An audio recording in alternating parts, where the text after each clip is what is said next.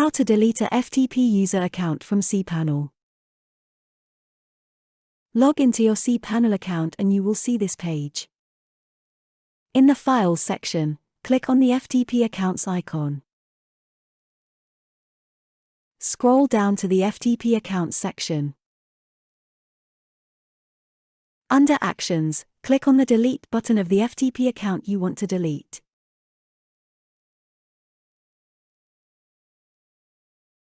Don't use the Delete the user's home directory option.